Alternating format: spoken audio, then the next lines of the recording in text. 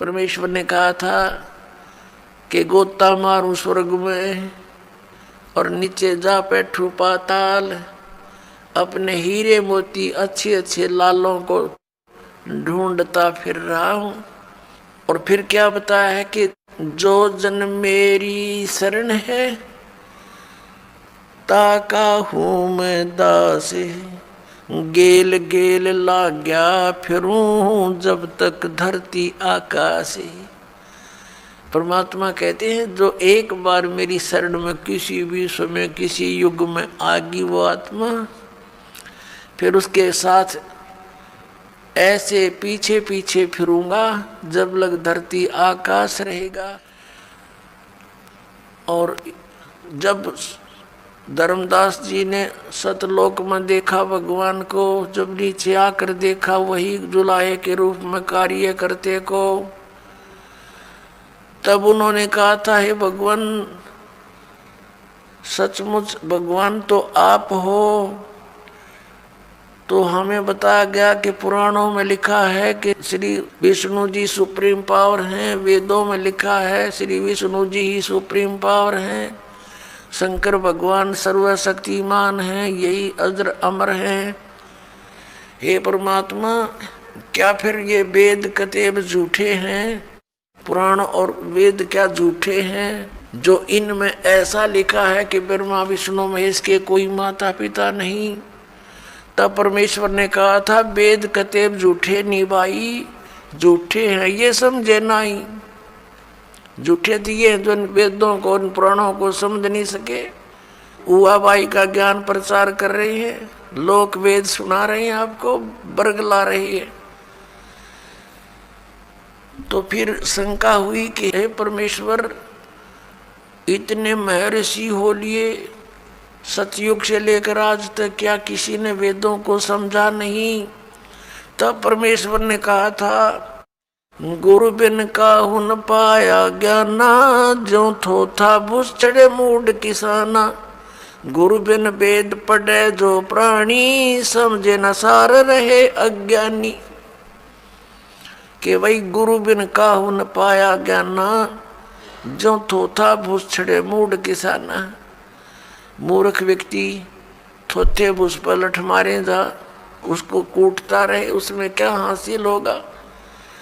तो इसी प्रकार ये थोथा भूस कूट रहे थे सभी ऋषि महर्षि, जैसे कल आपको दिखाया था सत्संग में, रूबरू करा था उन पुराणों के, जिसमें ब्रह्मा विष्णु महेश नासवान है, वो स्वयं स्वीकार करते हैं हमारी जन्म मृत्यु होती है। तो परमात्मा ने कहा था गुरु बिन काहू न पाया ज्ञाना, जो थोथा भूस छड़े मूड किसाना। और गुरु बिन वेद पढ़े जो प्राणी, समझे ना सार रहे अज्ञानी। तो ये सभी अज्ञानी रहे अभी तक। परमात्मा आए थे गुरु रूप में, वो गुरु थे, वो सतगुरु थे। अब नकली गुरु घने हो गए इसलिए सतगुरु के ना पड़ा, अब नकली सतगुरु भी नरे हो गए।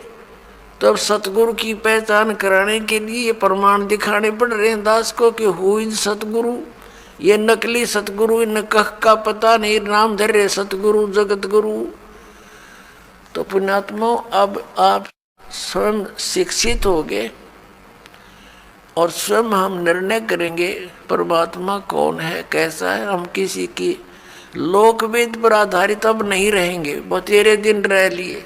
अब ये सारी भूमिका जो दास ने बनाई है, वेदों ने प्रमाणित कर दिया, वो परमात्मा अच्छी आत्माओं को आकर मिलता है, उनको ज्ञान देता है, यथार्थ ज्ञान देता है। तो इससे सिद्ध हो गया कि पहले उनके पास ज्ञान नहीं था, इसलिए तो यथार्थ ज्ञान देने भगवान आए स्वयं। ना तो वेद किताब पढ़ने वाले बहुत ज्यादा थे, तो सदग्रंथों को वो समझे नहीं, उनको समझाने के लिए ही परमात्मा आते हैं। तो परमेश्वर ने कहा था गोता मारूं स्वर्ग में, जा बैठूं पाताले, कह कबीर ढूंढता फिरूं अपने हीरे मोती लाले।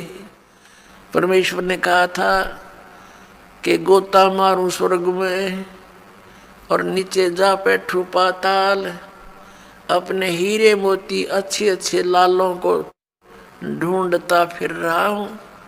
और फिर क्या बताया है कि जो जन मेरी शरण है ताका हूं मैं दास, गेल गेल लाग्या फिरूं जब तक धरती आकाश।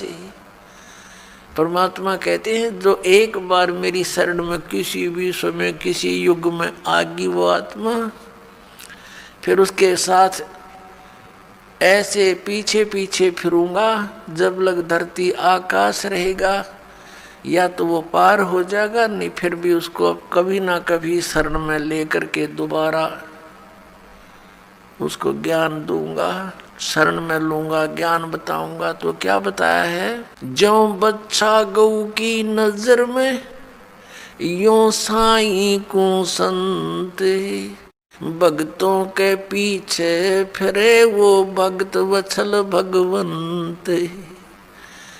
जैसे गाय को अपना बच्चा होता है, चारा भी चर रही होती है और नजर अपने बच्चे पर रहती है, कोई कुत्ता वगैरह या दूसरा कोई पशु उसके निकट आता है तो चारा चरती चरती भी एक दृष्टि रखती है और फूं करती है, उसको भगाती है कि मेरे बच्चे से दूर हो जा। तो कहते हैं जो बच्चा गऊ की नजर में न्यू साईं को संत, और भक्तों के पीछे फिरे वो भगत वत्सल भगवंत। तो पुण्यात्माओं, इस अज्ञान को हटाने के लिए परमेश्वर स्वयं आते हैं कि परमात्मा कौन है, वो कहाँ रहता है और कैसे वो स्थान प्राप्त हो सकता है जहाँ जाने के बाद साधक फिर लौटकर संसार में नहीं आते।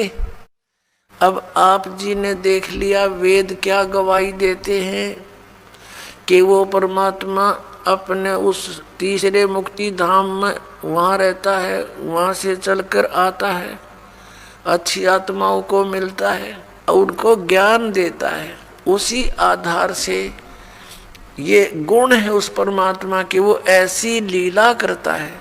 उसी लीला के अंतर्गत कलयुग के अंदर वो परमेश्वर किन किन महान आत्माओं को मिले। आदरणीय धर्मदास साहिब जी बांधोगढ़ वाले को, आदरणीय मलुकदास जी, आदरणीय नानक साहिब जी सिख धर्म के प्रवर्तक को, आदरणीय दादू साहिब जी, आदरणीय गरीबदास साहिब जी गांव छुड़ाने जिला झज्जर हरियाणा वाले को, आदरणीय गीसा दास साहिब जी गांव खेखड़ा जिला मेरठ उत्तर प्रदेश वाले को। इन महापुरुषों के विषय में तो दास को जानकारी है और अन्य बहुत से महापुरुषों को वो ऐसे मिलते हैं। आदरणीय नामदेव जी को भी मिले थे, आदरणीय हजरत मोहम्मद जी को भी मिले थे। हजरत मोहम्मद जी ने परमात्मा के ज्ञान को स्वीकारा नहीं था, बाकी सभी महापुरुषों ने